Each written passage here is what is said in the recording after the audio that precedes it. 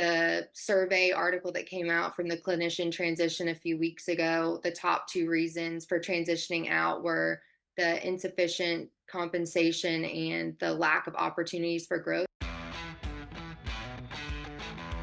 Hello, welcome to the Better Outcomes Show, where we explore the possibilities of a new healthcare. Each episode, we bring you a conversation with leaders across the healthcare industry, exploring topics ranging from new treatment techniques and interventions to novel service delivery methods and business models. And now your host, Rafi Salazar from Rehab U Practice Solutions, a leader in patient engagement and retention strategy. Let's explore the possibilities of a new healthcare. Well, hello again. Welcome to another episode of the Better Outcomes Show. I'm your host, Rafi Salazar from Rehab U Practice Solutions. And if you want to discover what healthcare should be, even if you think healthcare is broken beyond repair, then check out the book, Better Outcomes, A Guide to Humanizing Healthcare. Same name as the podcast. You can even go to Amazon and just type in Better Outcomes book and it'll pop up. Here's one of the reviews that was left on the book in case you're wondering how this book might help you out. I thought that this book might offer some interesting insights that I could deploy in our organization and help us understand where our partners in the healthcare industry are today and what they could be doing and where they could be going. Not only did this book prove valuable in both regards, but it truly opened my eyes to the current sad state of healthcare and provided a glimpse of what healthcare should be. So, the book itself is really based off of clinical research and research from when I was a professor, but it also has case studies, stories from my own clinical practice. I outline 8 changes that healthcare organizations can make that will refocus the whole process of delivering healthcare to the person, both receiving the healthcare and the people delivering the healthcare. So it's very much a people-first approach to delivering healthcare, but also we talk about the profitability side of things. It doesn't do you any good to read a book that rails on what you're doing wrong in healthcare or what is wrong in healthcare without addressing really the big elephant in the room for anybody in private healthcare practice, which is how do we do what we should be doing, what we know to be true, and still keep the lights on, pay our people, etc. If that's something you want to learn more about, you can head on over to book.betteroutcomes.show. There's a few videos on there where I explain a few of the key concepts in the book, talk about the power relationships, talk a little bit about biopsychosocial approach to healthcare, and then I outline the 8 chapters or the 8 commitments or changes that healthcare organizations can make. So again, check out the Better Outcomes book. So Better Outcomes, A Guide to Humanizing Healthcare, and that can be found at www.book.betteroutcomes.show. Alrighty. So this week, we are taking a dive into, probably over the next couple weeks, we're going to be doing a little bit of a tangent on the show, which is an area that, quite honestly, we just have been getting some feedback about that people wanted to hear more about. And I know early on in my career, I'll tell you a little bit. Early on in my career, when I left clinical work and started consulting full-time as an associated boutique management consulting firm, I would get hit up all the time by clinicians, practice owners, people that had a clinical license or a clinical certification wanting to know how to leverage their skill set and their knowledge in a way that is non-clinical. They wanted to do something maybe in healthcare technology or utilization review or even business and hospital administration. So I got a lot of those questions. And early on, I did a few interviews here and there about how that happened and what it looked like for me and all of that. And quite honestly, I told people, like, I feel like at some level I almost fell into the consulting work that I did and just kind of was intentional about building that into greater and greater things as I kept on going. Basically, because as my wife likes to say, consultant is really somebody that's in between jobs. Like you're always working on a project, you're always working on, or you have an eye on what comes after this project is over. And that was not something that was lost on me when I left clinical work at the VA of all places. I had a great talk about pension, benefits, all of that. Left it to do this clinical work and was talking to the managing partner of the consulting firm, who we ended up working on a few projects together after the original Georgia project. But he always talked about having an eye on what was coming next, because he knew this contract, even though it was getting renewed in 6-month stints, could be not renewed, right? And he was always thinking about where are we beaten, kicking around the bushes or knocking around the bushes to get more business down the line. What do we do after this? What do we do after that? And it was something that, in my mind, anyways, obviously is, if you're coming from the clinical world where you show up every day, you get your patients or your schedule is filled for you, you don't really have to think about the marketing, the workload of things. You just show up and your work's basically, your day's been outlined for you. It was a big mind shift. So anyways, handled a lot of questions about that early on in the career, and I've done some interviews and stuff on it. Over the last 7 or 8 years, I've definitely refined my thinking about it. And recently, probably not like in the last 2 weeks, but over the last couple of years for sure, if you're a clinician, you've been in the space, you've seen the posts on social media, LinkedIn, Facebook, about transitioning to non-clinical care and non-clinical work and all of that. And I think a lot of that it comes from a state of just exasperation. Clinicians that are maybe burnt out, or they just don't see themselves, how is this sustainable over the next 20 years of my career or something like that. But nonetheless, it is something real, and it is something to be contended with. And we've had a couple folks on the show that have talked a little bit about that in passing, like, oh, I was doing this in the clinic and maybe it turned into a software that I'm doing now, or I was doing this in the clinic and it turned into this device that now I'm bringing to market. But we've had some people reach out that say, I don't want to be an entrepreneur. I want to do something non-clinical though. Do you have any guests, or do you have any topics that you could cover in that regard? And I said, sure, I can probably reach into my Rolodex and figure something out. Not that anybody still has an official Rolodex on their desk anymore. Well, of course, when I was at the VA, that's how we managed everything, right? So anyways, did some sleuthing on my network and really just posted something out to LinkedIn and said, hey, if you're doing something like this, I want to do an interview series for the podcast where there's going to be different phases, if you would. So phase 1 would be like early, I'm thinking about leaving clinical career or clinical work. How do I do that? Phase 2 would be, okay, somebody that's a little farther along.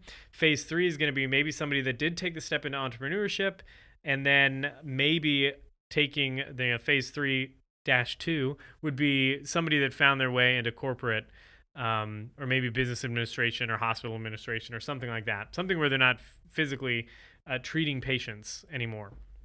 So anyways, that's what the idea was. And luckily enough, I've connected with several people over the last couple months, and we've done some interviews. We're getting them lined up right now for you. And this first one is an interview and a conversation I had really with a former student at the department that I was a professor at years ago. Her name is Hayley Carver. She's an occupational therapist. And she's in the middle right now, or at least at the time of recording, was in the middle of a coaching and education program all designed around becoming a non-clinical professional. So we talk a little bit about kind of the networking piece. We talk a little bit about some of the educational components of the program, things that she liked about the coaching program, things that she thinks or wishes were included, resources she wished she had, things like that. And hopefully this interview is kind of like the foundation, the intro foundation interview or discussion that kind of launches into this little series we're going to be doing over the next little bit about just transitioning outside of the clinic as a clinician, as a licensed clinician. I think one of the big things we want to address early on is that as clinicians, a lot of our identity is tied up in what we do. I'm an occupational therapist. I still work in the clinic a little bit, a few hours a week here and there as I need to pop in and do some coverage. But for all intents and purposes, I don't do occupational therapy every day. I'm not in the clinic treating hands, treating shoulders every single day. but I still very much, when I introduce myself in professional settings, I always lead with, I'm an occupational therapist by trade. So we talk a little bit about that as well, like getting over the idea of how do you define yourself as a professional? Is it by your by your clinical license, or is the background, the education, the training, et cetera, of the clinical preparation kind of what you identify with? So anyways, interesting conversation. So hopefully you walk away with, from this episode, my goal would be that you walk away with at least just a little bit of insight as to what is available out there if you are considering leaving clinical work. Do you need to do a coaching program? You don't. I mean, I didn't, but this is an interesting option for something that's out there. And I will link to the specific, I can't remember the name of it now in post-production.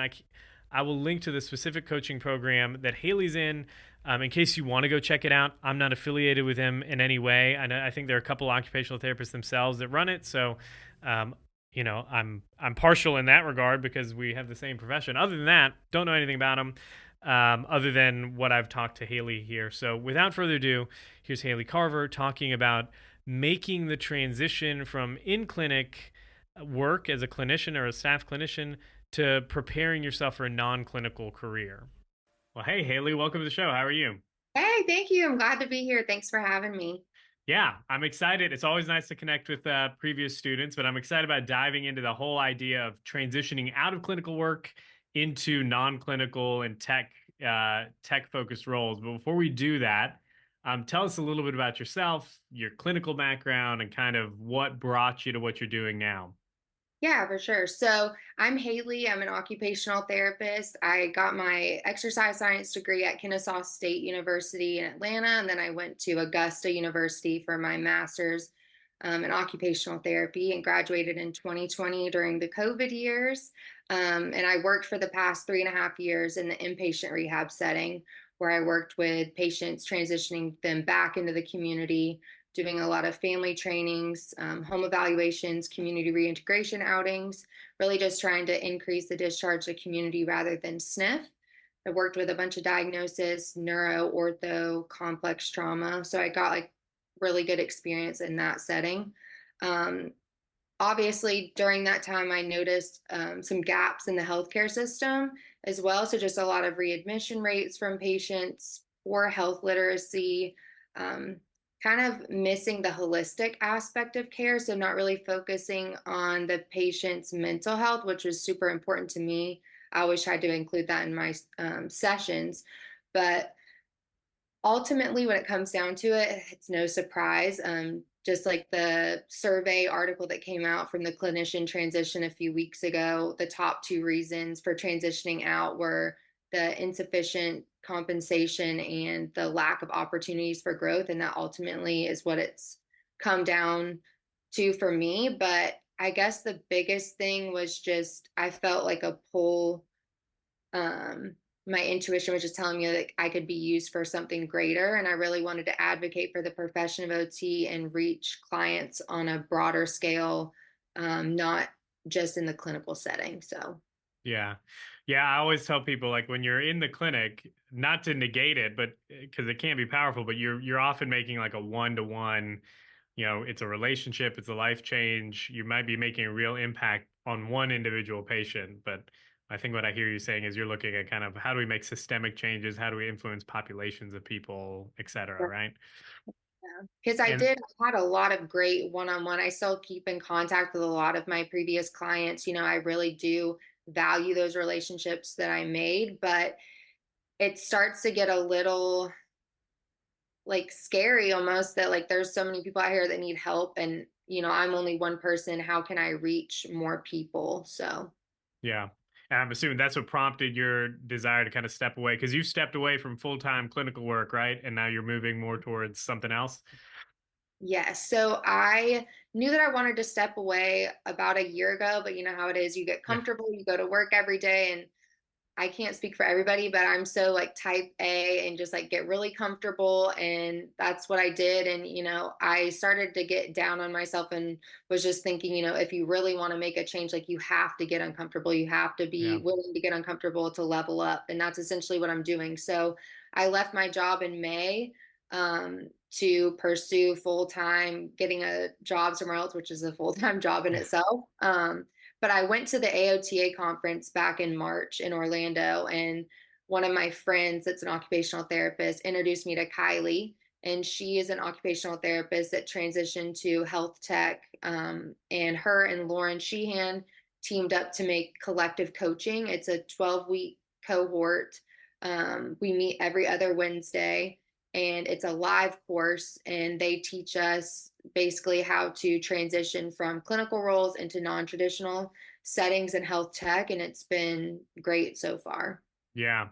Lauren's actually a previous guest on the show, so we'll link to that in the show notes. I like what you said um, about you didn't say this exactly, but growth comes from discomfort, right? Like if you're comfortable, if you're not feeling stretched, you're probably not growing in any real way, either personally or professionally. So I guess tell me a little bit before we dive into the program itself and kind of what you liked about it or things you saw about it.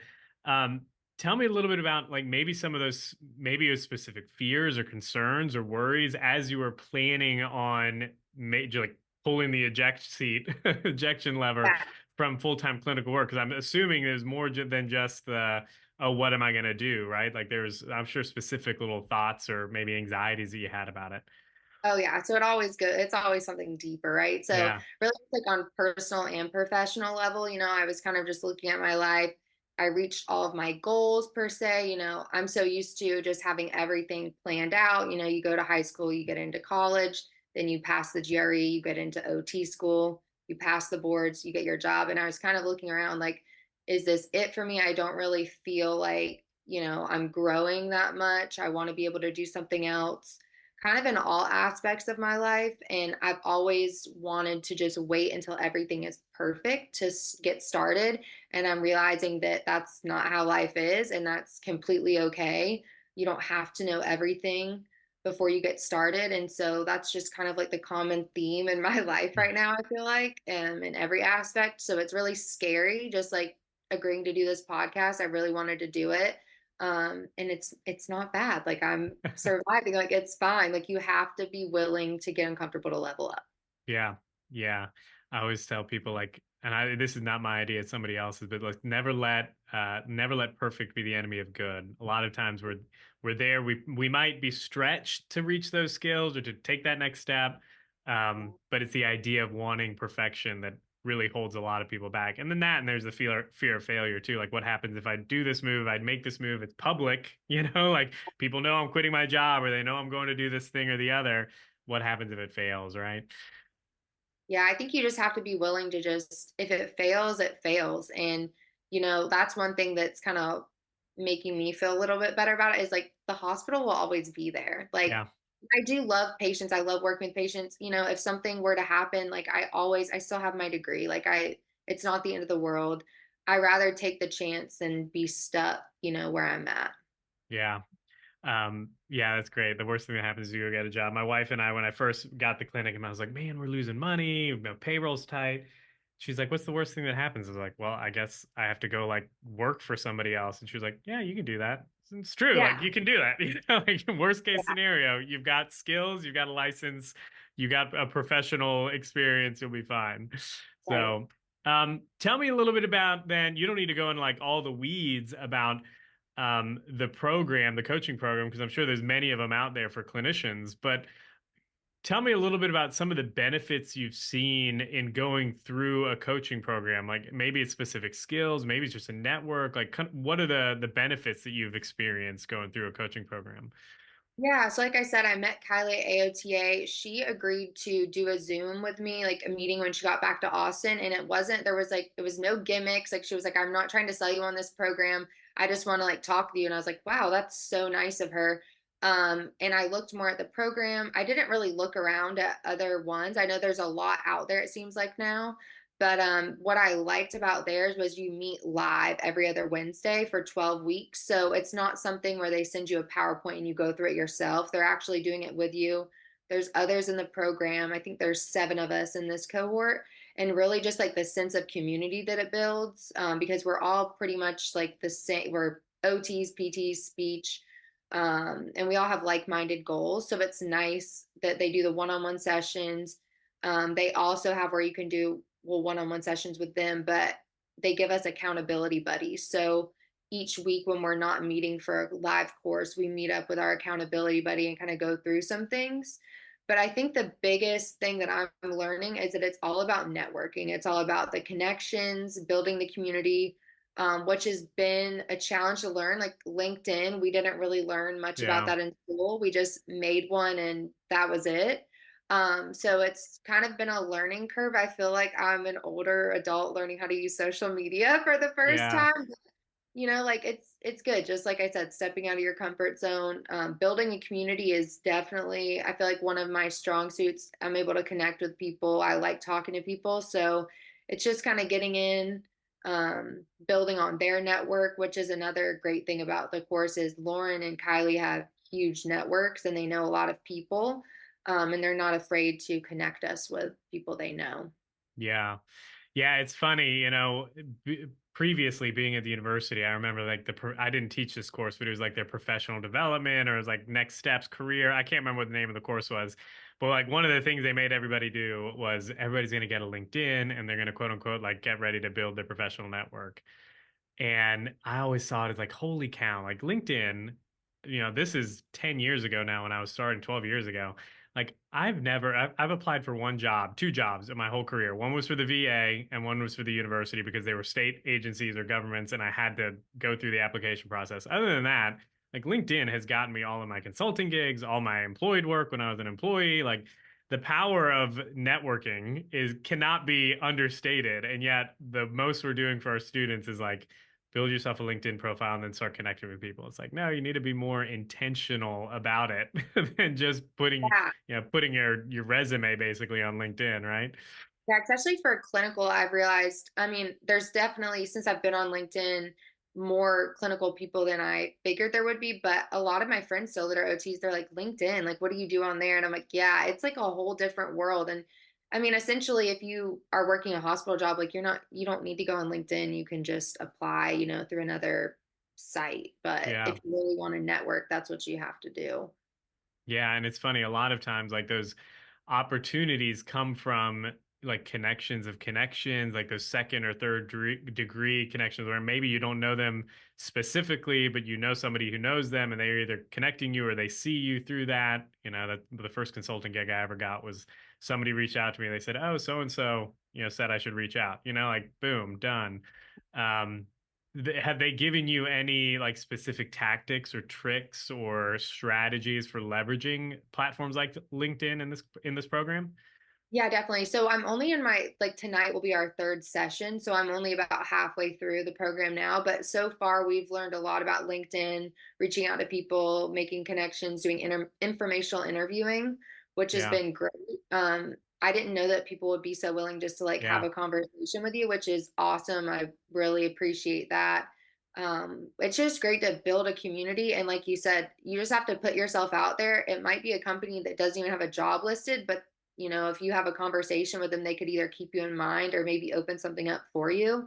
So it's just really getting uncomfortable and putting yourself out there. yeah. It's funny, ever since, and maybe it's just the way that I'm wired. I like talking with people and meeting people, Yeah. but I've never had a problem like shooting somebody a message and saying, "Hey, you know what? Like, I'm interested in this area. I know you do it. Can we like hop on a call and I can just kind of chat with you about it?"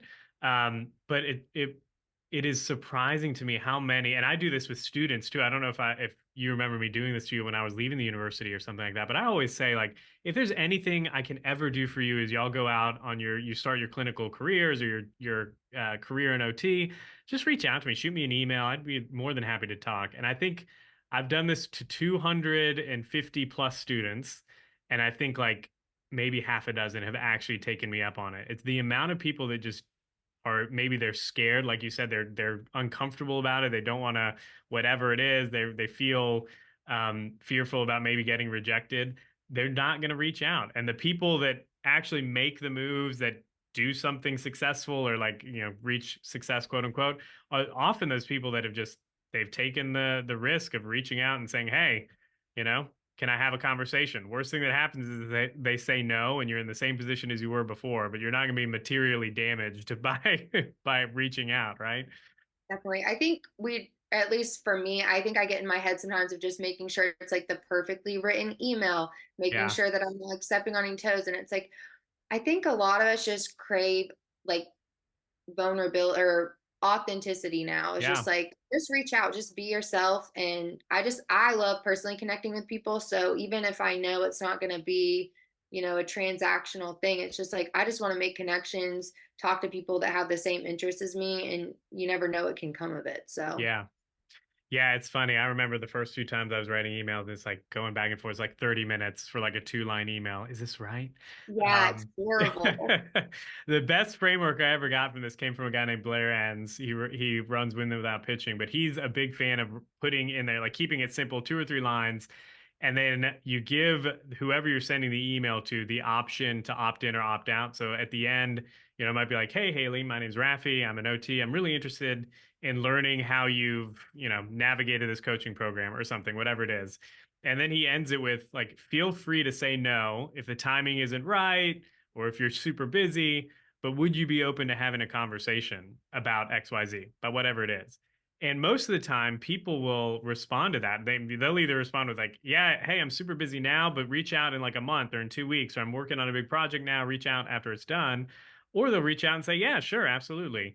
But that way, it doesn't feel like you're hitting somebody up almost spammy. It's like a real, Yeah. um, it's a real. You're giving them the option to opt in or opt out, and that just yields much more like a trust factor too. They don't feel like you're going to spam them with salesy stuff either, It which is is like hard to the worst differentiate. on LinkedIn. Yeah, it's hard to differentiate between the two. I'm learning, but I'm like, oh, this person connected with me, and then they automatically sent me a message. Yeah, I wonder if this is to everybody else. But exactly. another thing they did tell us to do that I thought was a good idea was kind of make it easy for the other person. So linking Yeah. in like a Calendly of your available time so they can just click it. So I've learned a lot. Like I made my own Zoom account, I made my own calendar. Nice. I'm moving up in the I world. know your tech Yeah, stack is getting thick there. Yeah. add it to the resume. Awesome. Okay, so we kind of talked about the program, some of the strengths you've seen. Anything that, and maybe you're only halfway through, so you don't know if they're going to cover this or not, but anything that you'd like to see included in programs like this to help clinicians transition that you see is maybe missing or that you haven't gotten to yet? I can't really speak on much just because I'm only Yeah, halfway through. I know there's a lot coming with like the resume building, but so far it's been great. I would say if anyone's looking for a coaching program, figure out like what you feel you need or how you learn best, because I knew for me if I just bought a program that was a self-taught, yeah, I wouldn't do it. I really need that one-on-one connection. Networking is huge. Making sure you're surrounding yourself with like-minded individuals that all want you to succeed. I think that's like the biggest piece too. Like my accountability buddy, I've never met yeah. her. We've just done 2 Zooms, but I feel like she's like a new friend and she wants me to succeed. If she hears something, she'll send it to me if it's not of interest to her. And just making sure you're really making these connections with people is really what it comes down to, I feel like. Yeah, I think you mentioned something very important there. I think I can't remember the research when I was starting an online education company. I think at the time it was like 97 or 98% of those self-paced courses were purchased and not completed by people. Now maybe the industry's gotten a little better, but the idea of you're just going to buy this course and I'm going to watch it, I'm going to learn it, I'm going to read it and then apply it just really has not borne out in any real meaningful way. So the fact that they've got you in a cohort that you're meeting live, like all of that is you're going to be moving more towards success. So And um, I feel like I do have a little bit of an advantage because I don't have a job right now. So I'm putting yeah, all of my time into this. Everybody else has a full-time job and they're doing this. So like kudos to them. I don't know yeah, how they do that, but it is a full-time job looking for another job. And it's really important to hold yourself accountable though, because that's another thing I have to tell myself is no one's going to do the work for me. It is up exactly. to me. And I mean, I've really had to be hard on myself about that. But yeah, you can't just go through a program and expect to get a job. Like you have to put in the work to get the results. So, Yeah. All right. Well, last kind of question here is, so how do you see um, you're in the middle of this transition? So it's like it'll be nice to maybe connect with you in like a year or two and see where yeah. you've gone. But like, how do you see the coaching program, kind of the steps you're taking now, affecting the next season in your career? Because, like you said, you're stepping away from clinical work. Maybe you end up back there at some point, but obviously you're seeing some kind of trajectory into the future, right? Yeah, so I wouldn't say I have like a set I don't know like what the title would be for a career transition because there's so much out there and Yeah. I really am open to any opportunity and experience. I'm also interested in traveling wherever, moving wherever. So that's kind of nice. I have a bunch of options.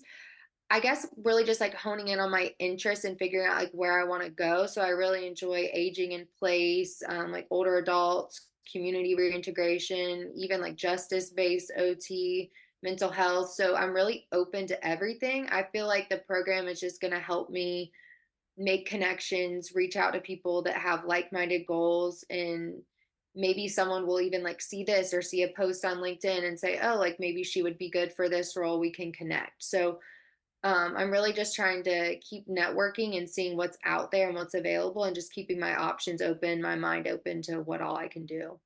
Cool deal. Awesome. Well, what's like maybe one or two, I don't know, tips or pieces of advice you might give to a clinician who's maybe where you were 6 months, a year ago, where they feel like they want to get away from clinical work, but they're unsure about whether they should take that step? Like, what's a piece of advice you'd give somebody in that situation? For me, it was really hard because I mean, I love helping people. I love making connections with the patients one on one, but you kind of have to step back and just ask yourself, like, how is my mental health and how is this affecting me? And I know it's really cliche, but you have to be able to help yourself before you can Yeah. help somebody else. And I feel like I've learned that kind of the hard way, but I would just say take the leap. Like, what's the worst that can happen? You know, you can always go back to clinical work, but you might be able to find something that you love outside of that and something that will be better for you and help benefit other people. All righty. Cool deal. Well, Haley, where can people connect with you, check you Yeah. out, I guess network? LinkedIn. I don't know like what like they Yeah. could type. I don't know my LinkedIn. Maybe I can link it to you in the show Yeah. notes. Yeah, Sounds we'll put really it in good. the show notes for sure. That'll be Okay, cool. Yeah, awesome. yeah. Perfect. Awesome. Thank you so much. Yeah. Have a good one. You too. Thank you.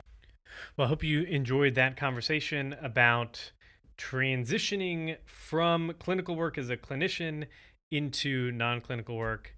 I think the biggest deal in that whole transition, and when you make the decision, I'm going to do something different, really, what, even if you're just looking for a different job, is that the whole idea of networking, and how do you network without being, like, needy or bothering people and all of that. I'm just going to reiterate what I said in the interview, but I think the best piece of advice I ever got from my dad about anything, whether it be life, business, work, whatever, the best advice that he gave me basically was, if you never ask, the answer is always no. And he was always a big fan of saying, just go ask. What's the worst thing that can happen? Worst thing that happen is they say no thank you and they keep it moving, in which case you're in the same spot as you were before. But they could say, sure, let me, give you 5 minutes. I'll give you a coffee, or I'll well, not give you a coffee, but I'll sit down and have a coffee with you, or I'll talk with you about my experience. I'll share some insights here and there. And it could be life changing, career changing sometimes. I am where I am today, and I fully believe this, because when my peers and colleagues refrained from asking those questions or making the ask, I did. I got that original job transitioning into, like, a management consulting role in a boutique consulting firm, basically because I just asked. I said, listen, I don't even know if I'm qualified, but I'd love to sit down with you and talk a little bit about what, a consultant is doing in this role, how I might help, or like how I might even fit into this, because I'm not really seeing it. And sure, we had a conversation, a 5-minute phone call that led to a 15-minute phone call that led to a coffee meeting that led to basically signing a contract a couple weeks later that said I was leaving my career at the VA and becoming a management consultant. But it all started with an ask. The same thing with becoming a professor. I reached out and said, hey, I think I might want to do teaching down the line. I always framed it when I was younger as when I have a few gray hairs in my head, maybe I'll go back and explore teaching. But I thought, well, if I want to do that, might as well explore it now when I'm like at the peak of my cognitive capacity, or just doing cool things in the clinic and outside of the clinic. And this might be the best opportunity I have to kind of get my foot in the door, because I don't want to go spend money on a PhD or a doctorate or something like that, terminal degree, if I don't like it, right? And I've shot an email, and that email led to another phone call. That phone call led to, we're going to be looking for an adjunct instructor. Why don't you submit your application via the portal? And I did, and then I taught that course, and I taught another course, and then I came on time part-time, and then I came on as a full-fledged faculty member and assistant professor for a while before, embarking into entrepreneurship 100% full-time. I still get to teach and do some lectures, which is fun. But it all started with reaching out. So that would be my number one takeaway. If you have a question, if you want to make a change in your career, even if it's in your own clinical career, you're in one clinical role and you want to take the next step, or you want to get a certification or whatever it is, reach out to somebody who's already done it. And you don't reach out with the expectation that everybody's going to say yes, or that they owe you something. You're just reaching out to have a conversation. And then the second piece of advice there is always give the option or to put the ball in the other person's court as to whether or not they say yes or no. Like that framework that I shared, like feel free to say no if if you're too busy, or if you don't see it's a good fit or whatever.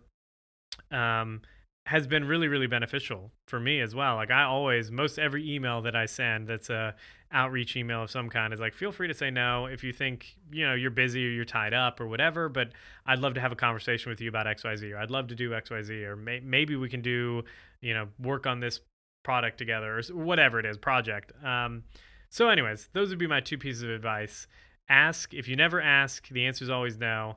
And then do it in a way that's respectful when you do ask. Give the person the opportunity to say no, and in turn, what you'll find is a lot of them end up saying yes. So anyways, that's all I've got for today. In the next week, we'll be talking with somebody who's another clinician who made the pivot into non-clinical work kind of by happenstance, and is now running a marketing strategy firm. So we kind of talk about some of the cool things that I like talking about. We talk about some direct response marketing, copywriting, marketing strategy, some high level stuff. And then we talk about, again, the pathway to that career field. So anyways, look forward to that. If you want to leave us a rating, head on over to do that at iTunes, rating and review, all that good stuff. If you want to subscribe to the podcast, head on over to betteroutcomes.show, and you can sign up for the email list there. Or you can go to Strata PT, Strata Studios, and sign up for the email list there as well. You'll get notified whenever a new episode drops. Find us on YouTube, all of that kind of stuff. And if you run a clinical organization, you run a business now, and you want to differentiate yourself from the competition, you want to build a business development or a sales system that actually brings qualified leads to your doorstep, check out the Positioning Alignment Workshop. That's the Healthcare Positioning Alignment Workshop, and you can find that at positioning.rehabupracticesolutions.com. Basically, what we do in that, we help you answer the question, value to who, so that you can develop an effective value proposition that targets your ideal healthcare buyer. Obviously, depending on who you're talking to in the healthcare space, whether it be a provider, a policymaker, a patient, or a payer organization, what those healthcare buyers think is valuable in a product or service is going to be different based off simply where they're at in the value chain or in the ecosystem of healthcare. We help you identify that. We help you narrow down that unique value proposition and then build an entire business development strategy around it. It's 90 minutes. It's no long-term contracts, none of that. Check it out. Again, positioning.rehabupracticesolutions.com. On that page, there's also a link to book a call if you just want more information. I always tell people it's free. It's 30 minutes. At the end of the day, my goal is that you're able to walk away from that free call with me with some kind of actionable tip or strategy or tactic that you can apply to your healthcare business. So even if you just want to do that, chat with me for 30 minutes about what's going on and whether or not I can even be of service to you, you can do that. Again, positioning.rehabupracticesolutions.com, or just go to rehabupracticesolutions.com and book yourself a call. Anyways, until the next time, everybody, be safe, be healthy. I will talk to you then. Thanks for listening to the Better Outcomes Show, where we explore the possibilities of a new healthcare. Our hope is that you walk away from each episode informed, equipped, and empowered to push the boundaries in your own practice or business. We want to give you the tools to help you build strong, long-lasting relationships with your patients and clients, helping meet their goals, improve their health, and achieve better outcomes. Learn more at www.rehabupracticesolutions.com. We'll catch you on the next episode.